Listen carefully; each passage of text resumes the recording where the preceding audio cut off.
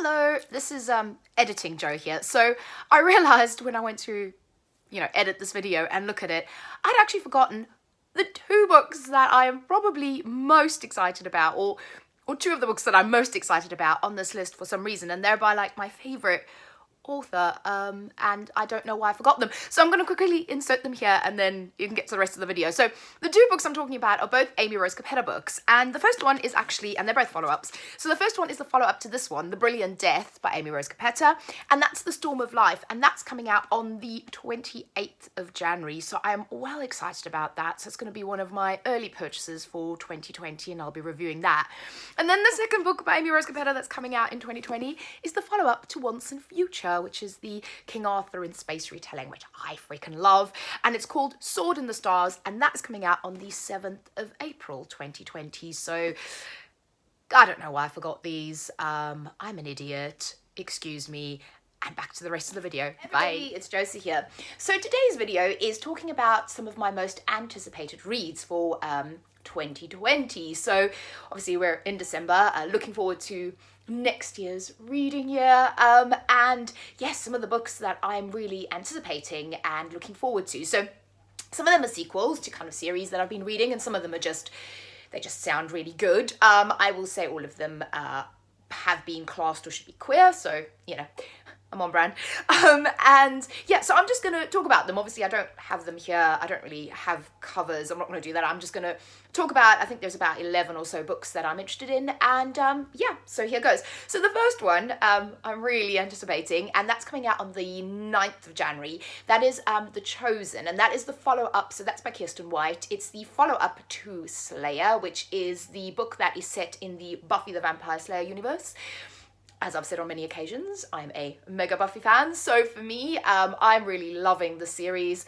I love the fact that one of the sisters in the series is queer, and she's having a great little female-female relationship that I'm shipping and hoping we'll see more of. I really like it. I like the fact that Buffy pops up in the first book, and I just kind of love this whole world. I'm gonna reread Slayer towards the end of the month as part of my rereadathon, because actually Slayer's probably one of my favourite books of the year. It might not make my top 10, but it is one of my favourite books of the year, so I'm going to reread, and then on the 9th, I'm getting The Chosen. I cannot wait for that. Then on the 6th of February is The Mercies by Kieran Millwood Hargreave, and I read, so you can see it above me there, is The Deathless Girls, and I loved that book, and that one is it's kind of set in the Dracula myth universe, and you've got travellers in there, you've got sisters. It was unexpectedly queer as well, which I really loved. But Kieran has a new book coming out, The Mercies, and this one, so the synopsis says it's inspired by the real events of the Vorder Storm of 1621, and the witch trials, and The Mercies is about how suspicion can twist its way through a community, and that love may prove as dangerous as it is powerful. And I think that sounds incredible. So it combines kind of the witch trials. Anything witch related is always going to grab me. I love the writing in The Deathless Girl, so it combines an author that I already really loved, their first book, and I loved how they write, with witch trials. So yeah, I'm in on that one. Then in March, so there's quite a few coming out in March that I'm really interested in. So the 1st of March, there is Belle Revolt by Lindsay Miller. And that one is classed as a standalone fantasy where two young women must trade lives, work together to stay alive, and end a war caused by magic and greed. So you may sense a theme with some of these books, or all of these books pretty much. I am very much back into fantasy, magic, sci-fi, all of that good stuff. I went on, sort of beginning of this year, I went on a whole kind of contemporary and just like real world kind of tangent, and I moved away very much from sort of the fantasy that I used to love, and I've really gotten back into it lately. So a lot of these books are going to be magic, fantasy themed. But that one sounds incredible. That just sounds really, really good. So that's coming out on the 1st of March. Cannot wait. Then on the 3rd of March, there's two books. So the first one is called The Midnight Lie by Mary Rutowski. And this is classed as an epic LGBTQ romantic fantasy about learning to free ourselves from the lies others tell us and the lies we tell ourselves. That's all I needed to know. That just sounds fantastic. So that's on my list.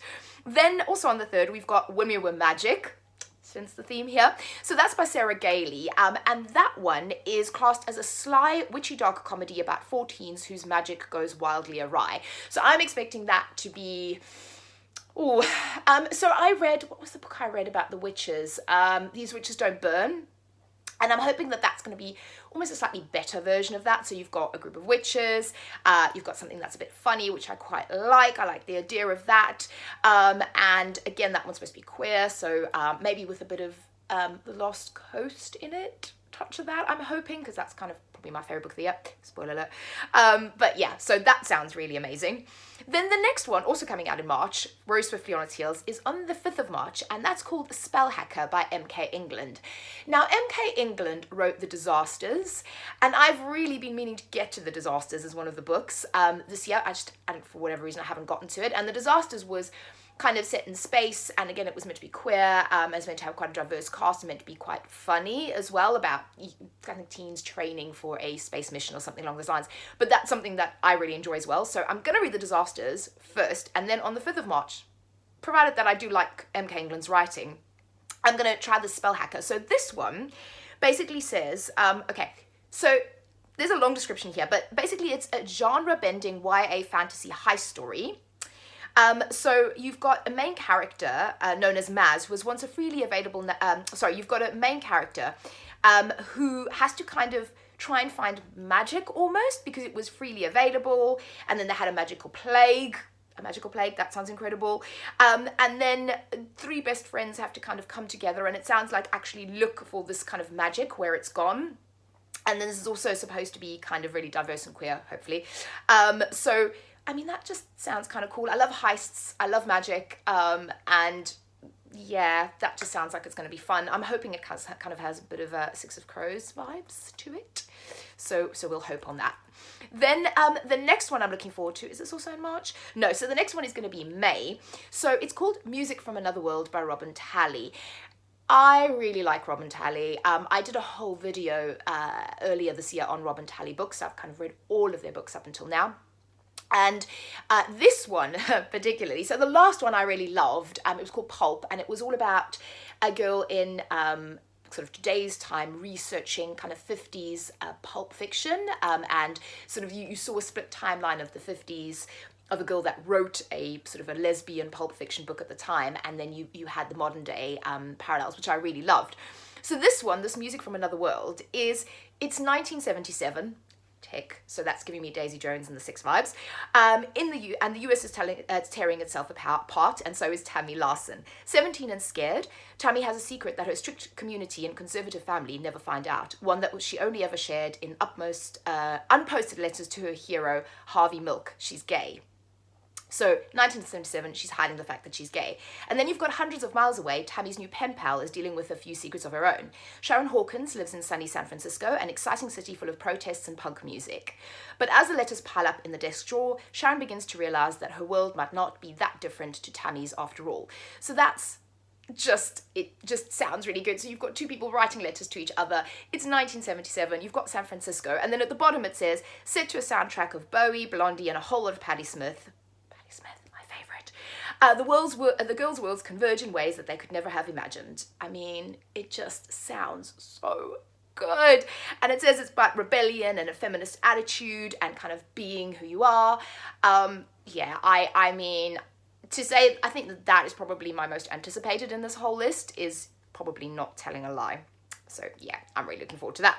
Then the next one is, where are we now? So that's the 28th of May. Then the 1st of June, we have The Dark Tide by Alicia Jasinska. I murdered that, didn't I? So this one is described as the wicked deep meets a curse so dark and lonely in a gripping dark fairy tale fantasy about 2 girls who must choose between saving themselves, each other, or their sinking island city, enemies to lovers, apparently. So that sounds good. So I have just read The Never Tilting World, so it's given me kind of vibes of that a little bit, maybe a little bit of Gideon the Ninth. So again, sounds right up my alley, cannot wait. Then on the 2nd of June, straight afterwards, we've got Harrow the Ninth, talking about Gideon. Gideon the Ninth, my favourite. I love Gideon the Ninth. So you've got Gideon the Ninth, which came out this year, which I loved, which is kind of like necromancers in space with some some queerness involved, and Harrow the Ninth is the sequel to Gideon the Ninth. So because I loved Gideon the Ninth so much, I will obviously be reading Harrow the Ninth. Then on the 16th of June, you've got The Circus Rose by Betsy Cornwell. Now this sounded really intriguing when I just stumbled upon this on a synopsis, and it says it's a queer retelling of Snow White and Rose Red in which teenage twins battle evil religious extremists to save their loves and their circus family. So again, I love anything set in the circus. I love circusy stuff.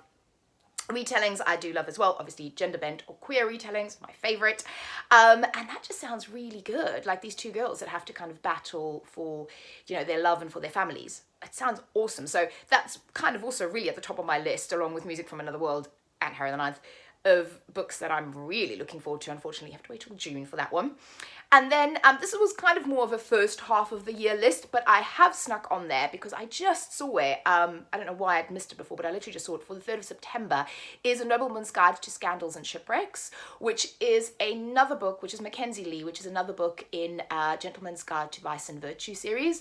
And I really loved the first two books. I read them both on audio, which I really liked. I like consuming in that format, so I'm hoping this one's going to be on audio as well. And I just thought, oh, that's great. There's another book in that world. And apparently this is Adrian Montague as he desperately seeks the now adult Monty and Felicity and the other siblings that he never knew he had. So we've got a third Montague. So I think that sounds really, really good. So I cannot wait for that. So that's it. So that is currently my most anticipated list. I'm sure there's other stuff that will sneak in.